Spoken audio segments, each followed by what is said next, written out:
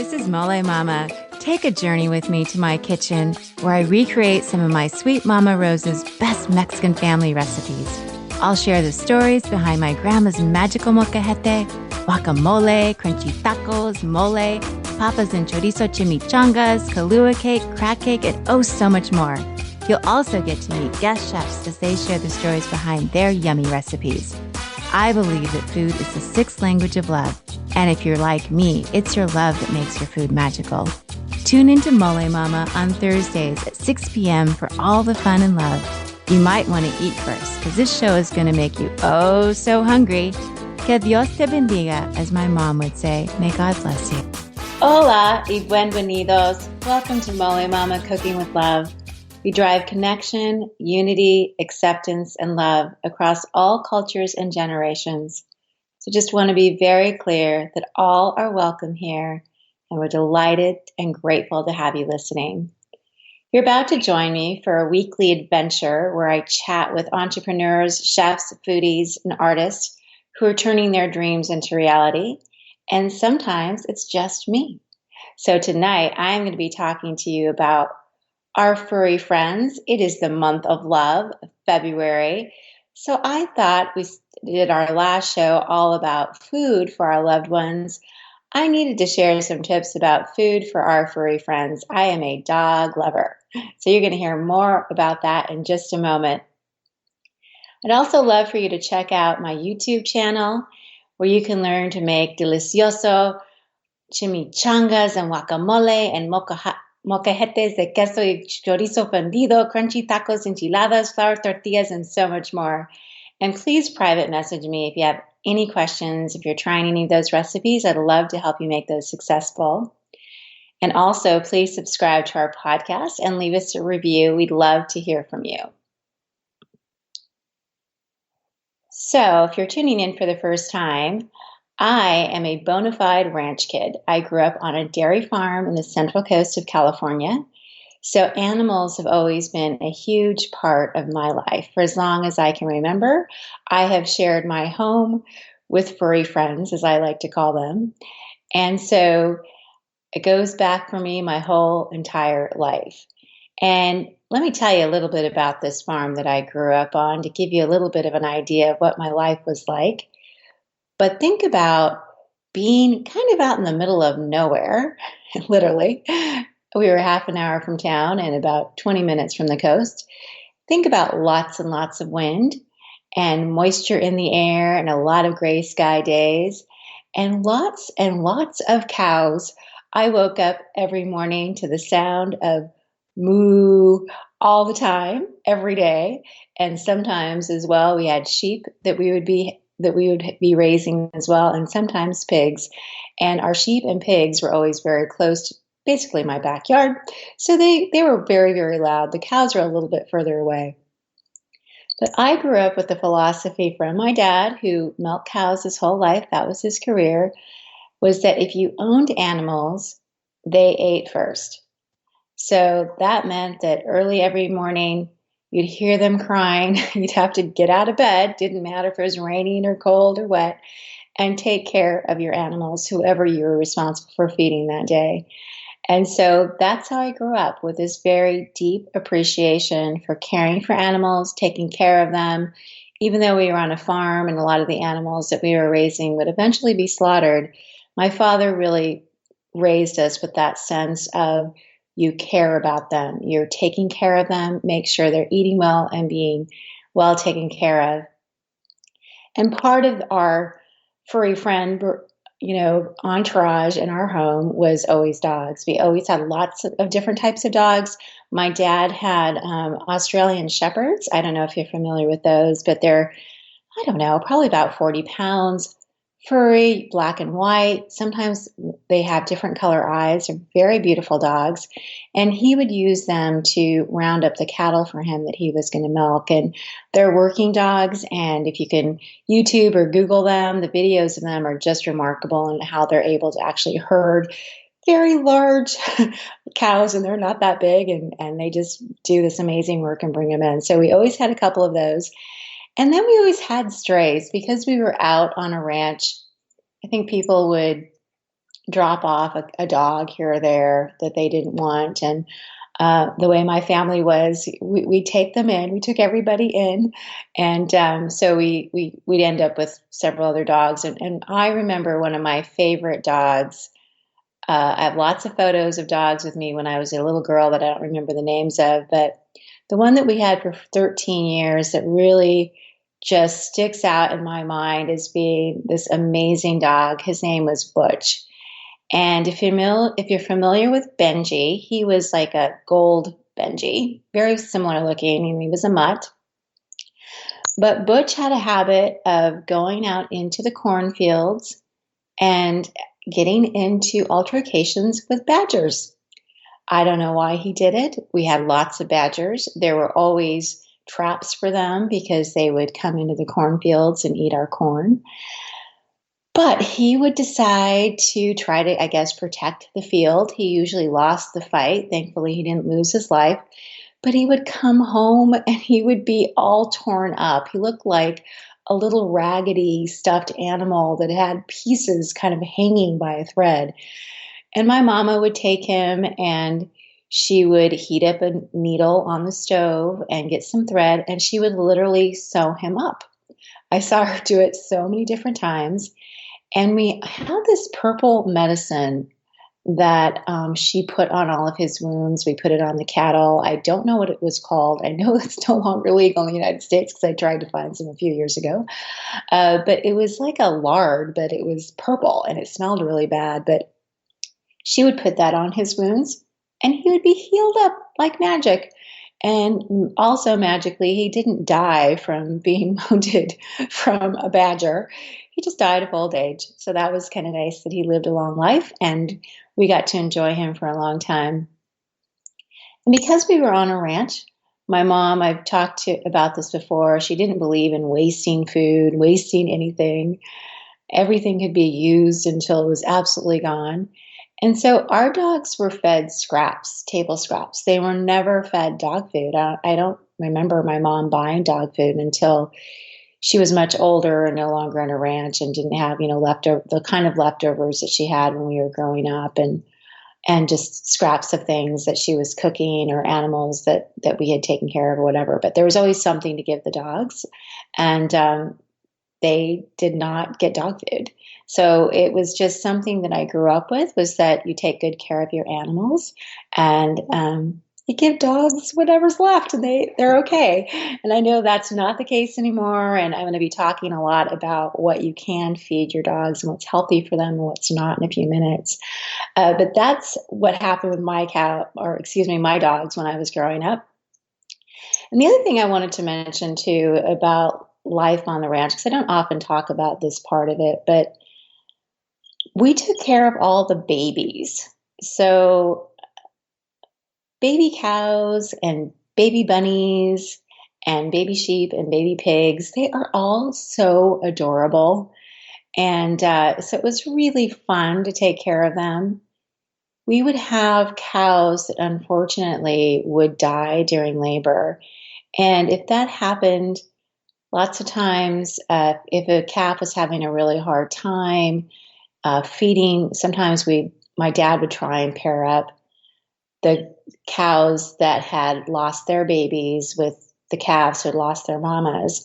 It was really interesting. I don't know where he learned to do this, but one of the things that he would do is he would actually, if a baby calf had died, he would skin the calf and take the hide and take a piece of it and attach it to the calf that he wanted to be able to feed from the mama that needed to, be milked because she'd lost her baby. And it was just fascinating that even if the calf had been born dead, a stillbirth, that the mama would recognize that scent. And often that would work. But just sometimes it just wouldn't. And so those high risk cases, they came home to our backyard. We had a special pen for them. And we would bottle feed them with these giant bottles. I don't know if you've ever seen a bottle that you feed a baby calf, but wow, they're huge. And the nipples on them are probably like 6 inches long. They're just ginormous. And feeding a baby calf is really interesting because they're usually really, really hungry, and they have kind of big mouths for babies. You just kind of have to position it all right for them to work. And then sometimes they're trying to drink too fast, and they choke a little bit, and they're not, you can't actually take them and put them on your shoulder and burp them. So it's maneuvering them. So that was one of the things that I helped my parents do, was to take care of these calves. And once they were healthy enough and strong enough, they'd be sent back to the rest of the baby calves. But we took care of lots of them. And the other thing is that we raised rabbits. We had, I don't know, hundreds of rabbits. And sometimes the mama would die. Same thing that would happen with the cows.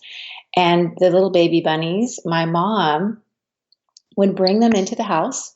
She'd often put them in a shoebox and with a little bit of cloth and put them in the oven with the pilot light. Now, I don't know about gas poisoning or any of these things, but I'm just telling you what I saw as a child, and maybe, there was something that I didn't know about was happening, but she'd put them in the turned off stove just to keep warm there. And then she would take an eyedropper and feed them. So she would do the same thing with the baby bunnies that my brother and I would do with the cats, to just help them get strong, and then they'd be put back in their cages, and they'd flourish and everything else. But so I grew up around animals and cherishing them and taking good care of them. And like I said earlier, yes, there's a lot of animals that were slaughtered and definitely sold and fed, but it was with a great deal of respect, and knowing that these animals had given their lives for us. So my appreciation for animals and pets, like I said earlier, goes all the way back to when I was a child. And the last thing that I wanted to mention about being on the ranch before I move on is that I was a 4-H'er for 10 years.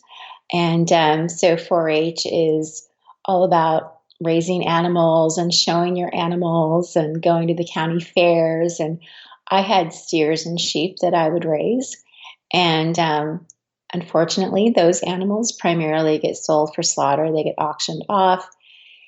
And, it was heartbreaking for me to know that I'd be selling my animal and then it'd be going off to slaughter. And I only had a few steers because I just couldn't handle it. It was just too hard to say goodbye to them. When you had a steer, you'd have them for almost a year. And part of taking care of them included walking them and feeding them and halter breaking them. And you would get, I at least got so incredibly attached to them. It was so hard to say goodbye to them. But I did have sheep for 10 years. And at a very young age, I think I started 4-H when I was 9, I figured out that if I got the female sheep, they could potentially go to be bred. So that was kind of like, okay, they're not going to be slaughtered. They're going to go have babies. And so after we would auction them off, there would be a big auction, I think on Friday nights at the fair. It ran the whole week. And then, fingers crossed, and you'd be waiting for Saturday morning, the animals would all get marked on their backs. And the color of the marking, there would be a big stripe that they'd put on them, determined whether they'd be off to slaughter or they'd be bred. And so if you got a green, you wanted the green if you had a female lamb, so that she would go off to be bred. So I always wanted a green, and most of the time I got one. But on those times that I did not, so if I got a red or a yellow, yellow was also okay because it meant that it was going to be resold. So you could still be like, okay, you didn't get picked up for breeding this time, but maybe you will. But all the steers were only going for slaughter.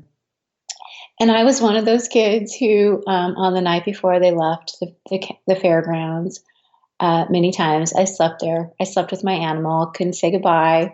So I, am a diehard dog lover, and I just wanted to give you a little bit of information about how this happened.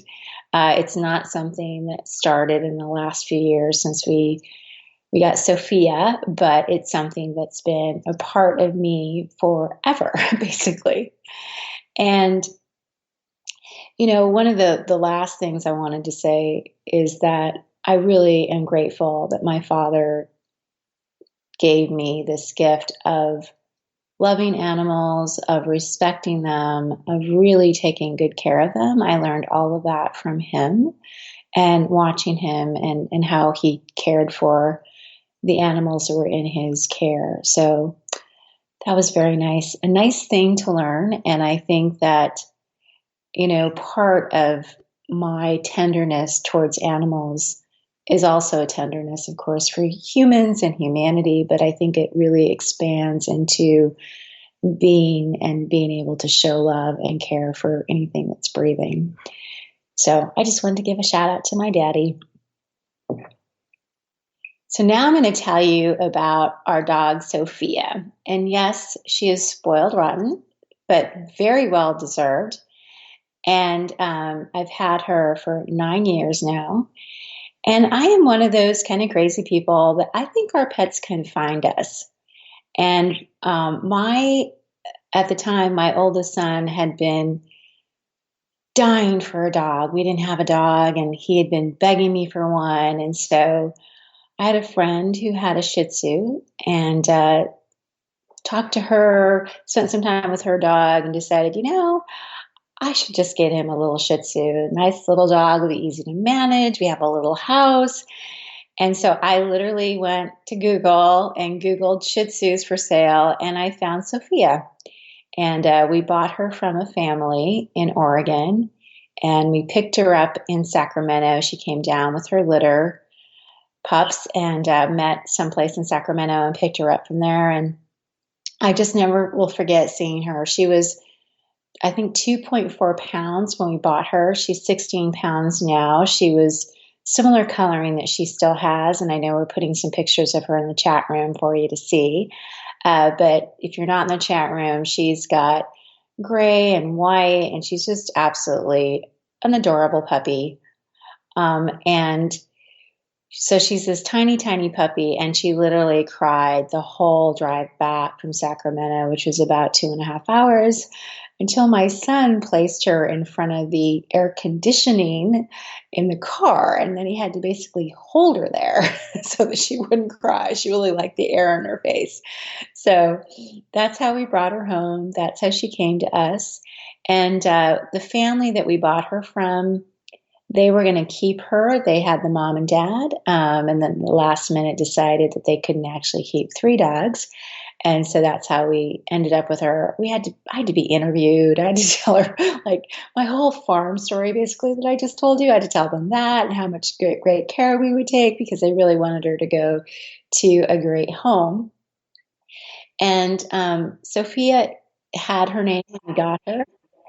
And we thought that we'd most definitely be changing her name. But when we saw her, it was like, no, she is definitely a princess. So that's how she came to us that way, and we kept her name. If you're not familiar with Shih Tzus, they are originated from China. And legend has it that they are from the Forbidden City, that the emperors actually raised them. And their name, Shih Tzu, actually stands for lion dog. And their little faces kind of look like a little lion. And Sophia is very tiny, but very fierce. She loves to play fetch. And I think what she has really taught me since, we got her for my son's birthday, quickly became my dog, which wasn't a problem. He was quite busy, and that's quite all right. And I didn't really understand, because I'd never had a really small dog before. I'd always had medium size or large dogs. But Sophia is my constant companion. She really helps me to stay present, because if I'm daydreaming or thinking about something else, even if I'm in the room, she senses it, and she'll jump on my lap, or she'll maybe growl at me, or she'll grab a toy. But she really makes me check in with being present. And of course, like any pet, she is always happy to see me. And that is so wonderful. I don't know if you've had children, but sometimes as your children become teenagers, they're not always that engaging, or are they that happy to see you.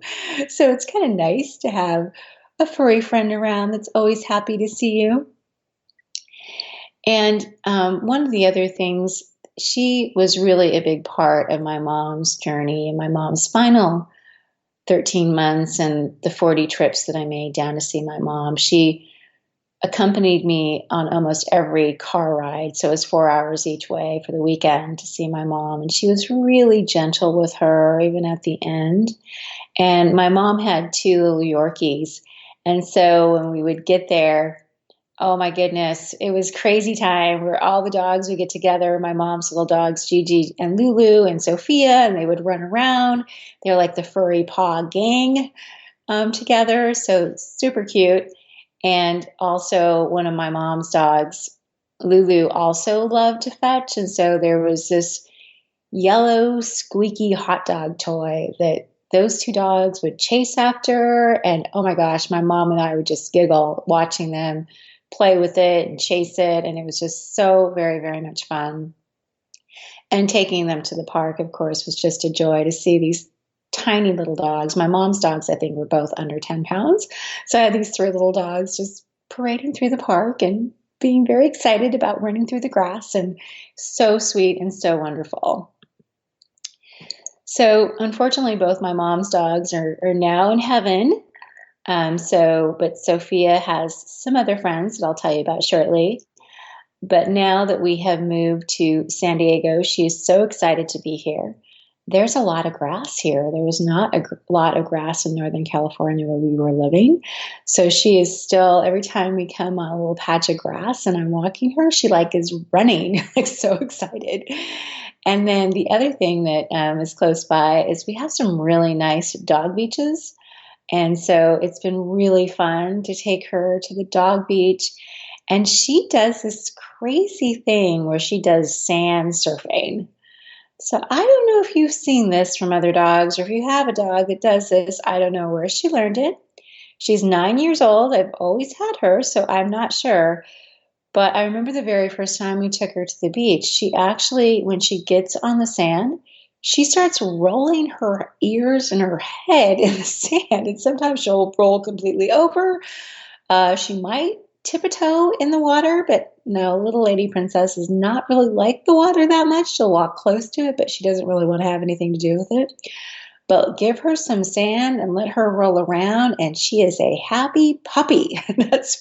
So it is hysterical to see her do this. But wow, is she a mess? She's always requires a bath after that. So I'm going to start telling you about some of the treats that I give Sophia. As I mentioned earlier, I cook for her. She does eat a little bit of dry dog food as well.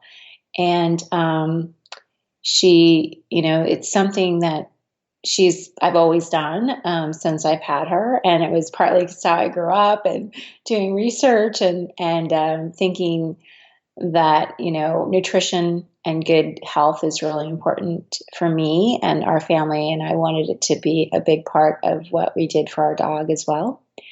And so some of the things I'm going to talk about may not be the right thing for your pet. And please, check with your vet. But these are just things that work for Sophia and that, she enjoys.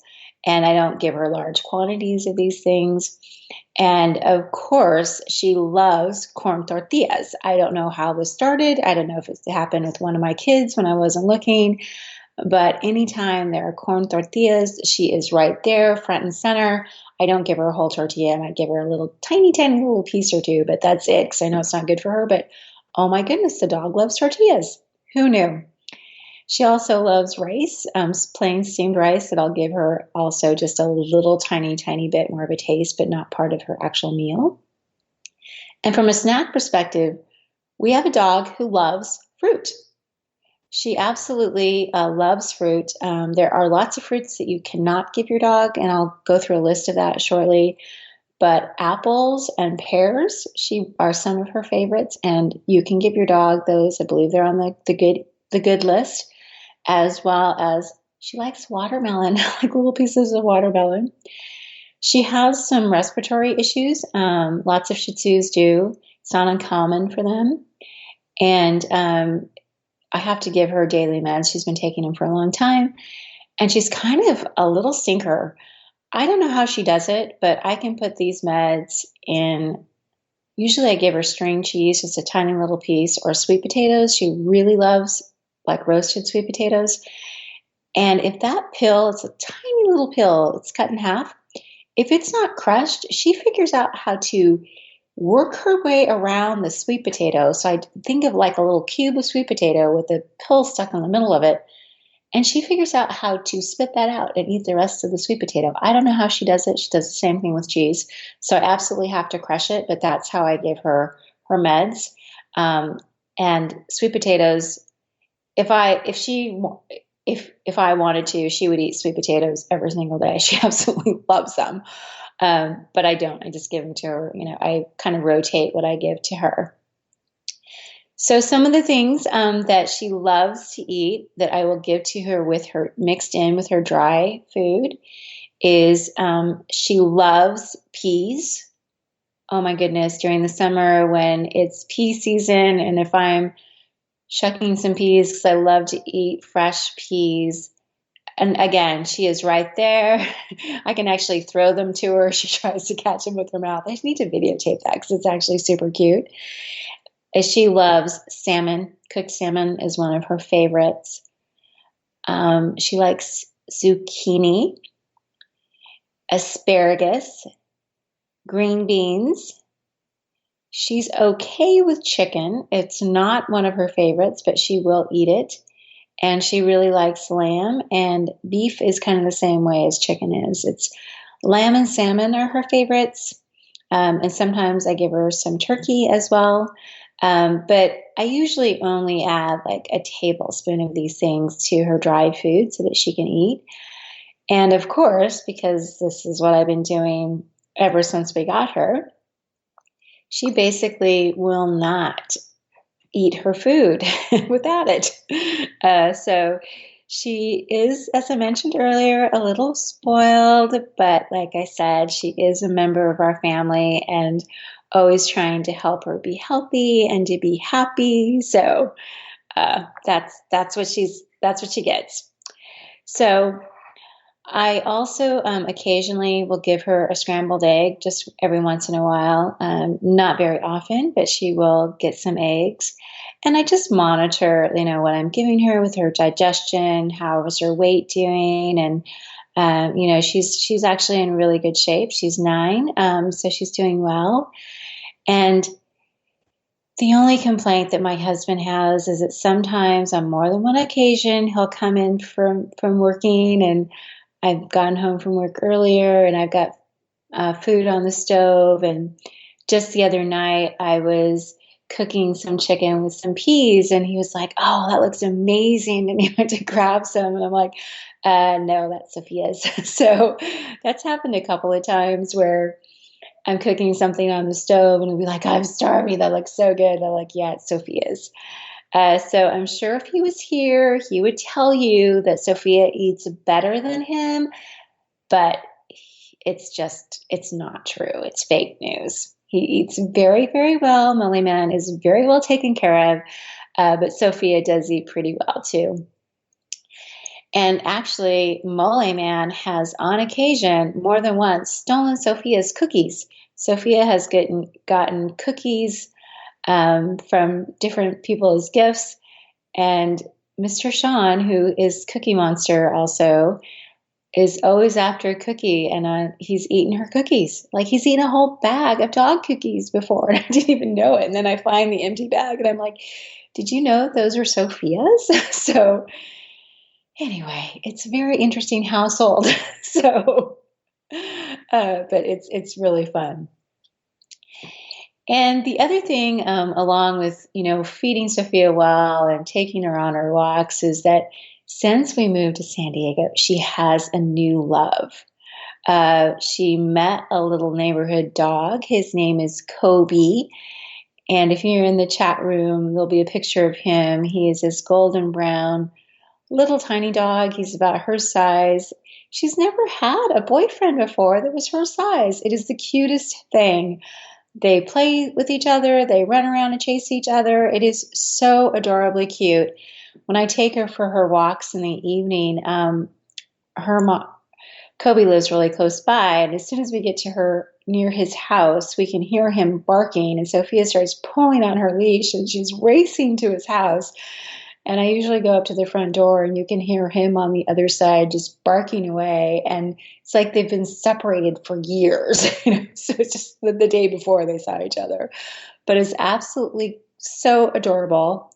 So she is quite happy to be living in San Diego, going to the beach, going on walks, and having a love affair with Kobe, Kobe, the amazing Mr. Kobe down the street. So things are quite good for Mrs. Sophia. So if you have a dog that you are caring for, and I hope that your dog is bringing you tons of joy, and that they're in good health.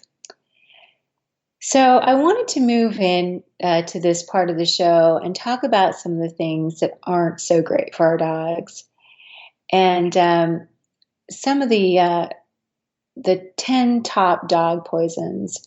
So I did some research, and I took it on Google, and then I went to the ASCPA website. Has great information about what to feed and not feed your animals, and poisons and so forth. So really great resource for anybody that's interested.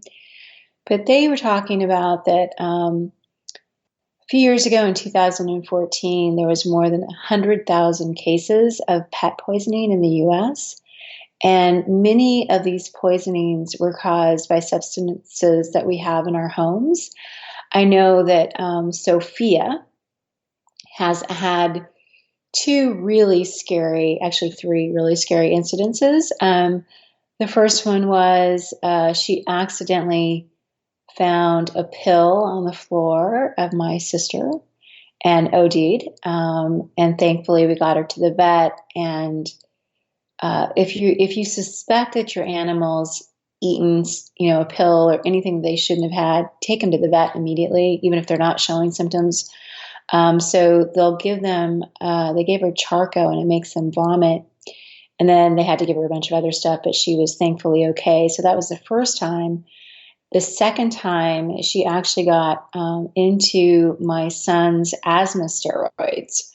There was a cupboard that was kind of ground level that it accidentally stayed open when I went away to work. We went to school and we came home. There were vials of the liquid steroid with little teeth mark on it. When I walked in the front door and I saw Sophia and she was kind of shaking, I just grabbed her, jumped in the car, started driving to the vet and called them, and they had to get an antidote, a human antidote. And again, thankfully she was okay, kept her overnight, but not a great experience. And then the third time was she actually ate some flowers that made her quite ill and was vomiting, and had to get her to the vet. So my little dog, it kind of had a drug issue for a while. She seems to be cleaned up now. She's kind of been drug free for, I think, about 7 years. So that's really good. I try to, when I walk her, keep her away from flowers because she has a thing about them. So anyways, just those are some of my experiences. So I'm going to walk you through some of these, the top 10 that from the ASCPA. Oh my goodness, sometimes I have the hardest time pronouncing acronyms. All right, so medications for people, like I just mentioned. So ibuprofen, anything else that a dog should not have. Antidepressants are one of the big ones that they get into. And then for some reason, there is a tuberculosis drug that they sometimes get a hold of. But again, any medication or anytime they've eaten anything, the best thing to do is try to get them to a vet as quickly as possible. The surprising one on the list for me was flea and tick products. And it's talking about how some of the collars, I know people aren't using those as much anymore, but the flea collars, dogs will sometimes chew those, and those can make them quite ill. So if you're using one of those are very dangerous for them. Any alcohol products of any kind, avocados, are one of the ones that you should keep your dogs away from. They're also really problematic for other animals as well. Chocolate, coffee, and caffeine. I think most people are aware that chocolate is really bad for your dog. So very, very dangerous for them to have chocolate. Citrus, so not only just the fruit, but the stems, leaves, peels of any citrus plants. The citric acid can be an irritant for your dog, and it may even cause central nervous system depression if ingested in significant amounts.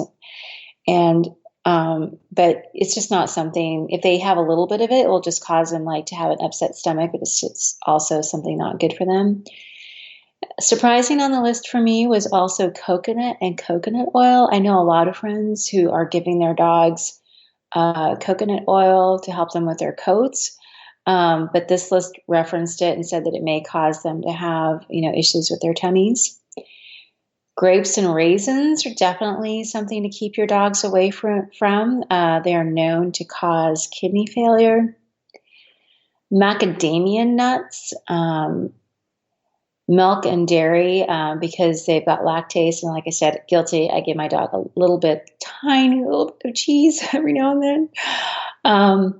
And I knew this one, onions and garlic are not good for your animals at all, for your dogs. And bones. Bones is one that I've had some, friends who will give their dogs bones, but I know specifically rib bones, like any beef ribs or pork ribs or chicken bones, can be really tough for your dog because of the way that they splinter, and they can actually puncture your pet's digestive tract. And I've actually known some people who have lost their dogs this way. So as a rule, I don't really give my dog bones at all. And then salt and salty snacks are not good for them as well. So those are the foods that are listed. But like I said, if you want to go check out that website, there's some great information. I also think that they have some information for cats as well and other pets. So if you're a mama or a daddy to any of those. So the other things that are dangerous that are probably in a lot of our homes are rat and mouse poisoning. Pets will get into those. Sometimes their own pet medications they might get into and take too much of it. And household plants. So some of the toxic plants for dogs are azaleas and rhododendrons. And I think it was an azalea that Sophia actually ate, and where she was vomiting and foaming at the mouth and so sick. And tulips and daffodils and sago palms. But if there's a huge list of other plants that aren't great for them. So if you just Google it, you'll be able to find out if it's something that could be harmful for your dog or not. Then antifreeze, paint thinner, chemicals for poles. So any kind of chemicals that you have, any household cleaners like bleach is something that can be really tough for your dog, for their stomachs and also for their respiratory tract. And then any heavy metals like batteries, lead, of course. And then another big one is fertilizer for your lawns and for your gardeners, and Roundup. So oftentimes, since we've been down in San Diego and I've been walking Sophia, I can actually see the pellets when people have fertilized. So again, it's something to be super aware of and to take great caution when you're walking your dog. So I'm sorry to sound like a pharmaceutical commercial. Say, please be careful. But I know that for many of us, our pets are part of our family. And so I just want to make sure that I'm helping you to keep them safe and to keep them healthy and have them with you for a long time.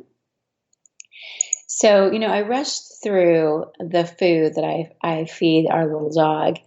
And I forgot to mention that when I do cook for her, In the chat room, there's a picture, and it looked like a really big skillet of chicken and peas, and it was.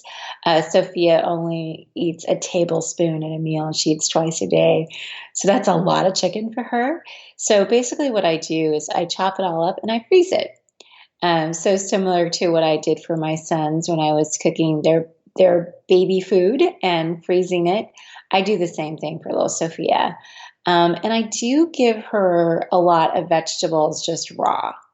So asparagus I give to her raw, and green beans I also give to her raw. Asparagus are really good for us and for them. They, I think, help us with antioxidants and other good things. And I also don't cook her zucchini. Carrots, sometimes I cook them, sometimes not, but carrots are usually just a snack for her.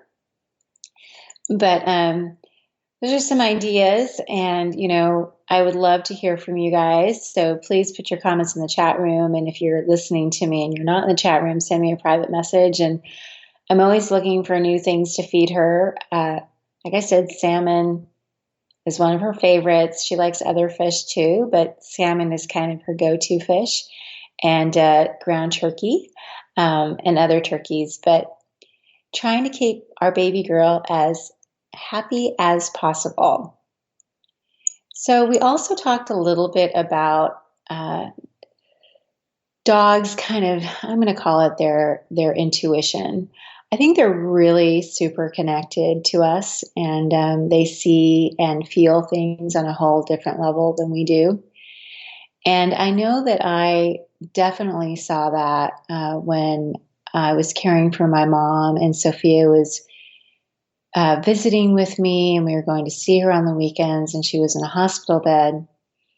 And Sophia is very playful, and she'll jump on my lap and she'll try to bite me, and just like in a playful way.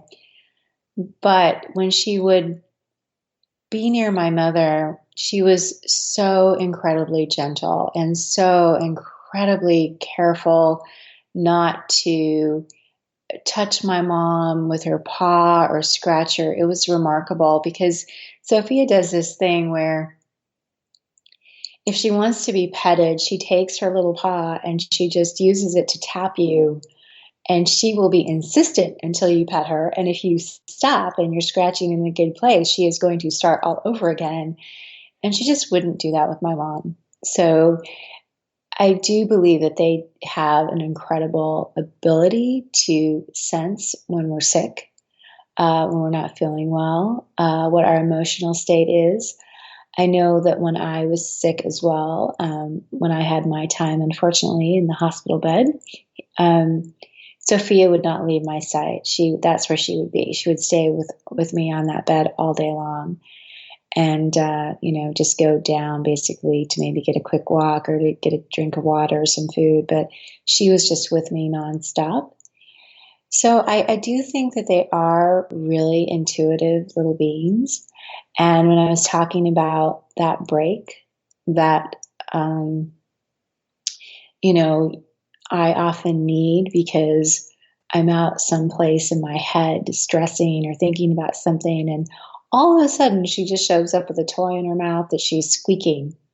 It's like, hey, Mom, life, don't take yourself so serious. Life isn't that bad. Look at me. I'm adorable. Come play with me. So it's a great help. And I know that a lot of folks that I've met, will talk about losing their pet and how hard that is. And I myself have lost pets in the past, and absolutely it's heartbreaking. It's like losing a member of our family for sure. And I know that a lot of folks that I talk to are afraid to get another pet because they just don't want to go through the hurt again. And while I respect that, and everybody gets to do what's right for them, I just want to give my little commercial for that, because I think that while it is so incredibly painful to lose a pet, they bring so much joy into our lives that I think denying ourselves that because you're afraid of losing them is just something that you really should think about.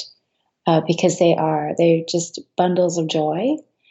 And, you know, keeping us from that is just, I don't know. I saw it something, well, you can never replace the pet that you lost. It is giving a home to another pet that needs a home. And it's also introducing more joy into your life. I agree. I wish they lived as long as we do. I think it's kind of not fair that they don't, but that's not the way it works, unfortunately. And I know that my mom, when she passed, she had two dogs, and shortly before she passed on, one of her dogs got lost and we never found it. And my mom was heartbroken about that, but she still had her other dog, and that was such a great companion for her. And that would be the other thing I would say, that if you're concerned, if you're ill yourself about outliving your pet, or, anything like that, your pet's going to be cared for. Somebody's going to step up. I know that I was talking to our gardener a few weeks ago, and she's like, I've got 3 pets, 3 new dogs of people that gave them to me because they were too sick to care for them. And she was so excited to be a new mama of these furry friends. So anyway, that's just my little Molé Mama. I think that for as long as we can, we should be open to love in any form that it comes to us. And if that's with furry little paws, then that's with furry little paws. So I wanted to spend the next few minutes sharing some news about what's going to be happening in the next few weeks, and with other shows that we're going to be doing. Next week, I'm pretty excited. My primas are coming to visit. We're having a birthday party for my hubby on Saturday. He has a big birthday that he's celebrating. And we have a taco guy, and we're having a Mexican fiesta, of course. And so I'm super excited. I actually have never had somebody come to my home and make tacos in my house for me before, but I'm letting it go so I can enjoy my guests. And so my primas will be here next Thursday. If I can persuade them, I'm trying to talk them into doing a show with me on Thursday night, so that we can talk about them and family, and having them visit, and also winter cold foods. It's so cold in most of the country right now. And so we have soup recipes, and how to keep things nice and warm, and comfort food for those cold days and nights. So hopefully we'll be talking to them. I have a dear friend of mine, Dr. G Jeanie Rosner, who's going to be on in mid-March. She's going to be joining us to talk about, she has been doing a food challenge. If you haven't already, she's been on my show once before. She has a site called Soul Food Salon, and absolutely remarkable information that she shares about nutrition. So she has been doing a weekly food challenge since the beginning of the year. I think last week was garlic. So every week she challenges you. She gives you recipes on, so it's been cauliflower and garlic and beets and I think asparagus. But she's sharing recipes about that specific vegetable, the nutritional elements, but she's going to be on to talk about her challenge. And she's just a wealth of information, has an amazing YouTube channel, so you should really check her out. And then we have lots of other guests for the rest of the year. So super excited about what's coming, and lots of fun and lots of excitement for the rest of the year. So I can hardly wait. And also, I just wanted to share that I am so grateful for all of you, and for the One Two Familia, and how welcoming you guys have been to me. And it's been 3 years, and when I started, I had never done a radio show before, and I was talking to a friend of mine this weekend about social media and being on social media. And sometimes it's a little bit tough. You get some comments that aren't so great, especially on YouTube sometimes. And, I've had lots of people, including my husband, saying, hey, don't take the compliments so great and don't take the negative things so heavily, but you do when you see them. And I just want to say that for 3 years, 127 shows, nobody has ever been short with me or negative to me in the chat room or sent me a note. So you guys are amazing because I know that I still have so much to learn, and you're so patient and just warm and generous with your spirit. So I just wanted to say from the bottom of my heart, thank you for that. So you've given me a home to experiment and to play and to learn all about this thing called radio. And of course, Ade, who's in my ear right now, our producer, who went on an unwelcome sabbatical, and I'm so glad to have him back. So I couldn't have done any of this without him. So it's just amazing to have him producing my show again. So we don't often talk about the things that we're grateful, but I have a gratitude journal, and this morning it was talking about, the things that we might sometimes just consider to be the norm in our lives, and how we don't always remember to be grateful for those things. So I did want to shout out to my listeners and shout out to my amazing Ade, because this is the month of love. So need to talk about some love for sure. And then lastly, because it is so cold everywhere, I wanted to give you a couple of quick, warm recipes that you can maybe try out.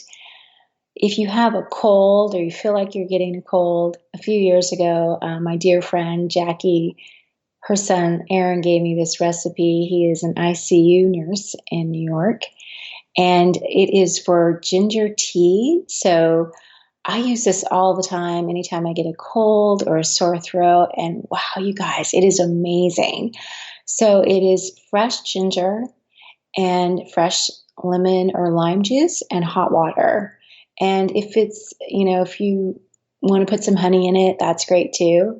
But it is so good. And when you're not feeling good, it just tastes amazing. So I highly recommend Aaron's ginger tea.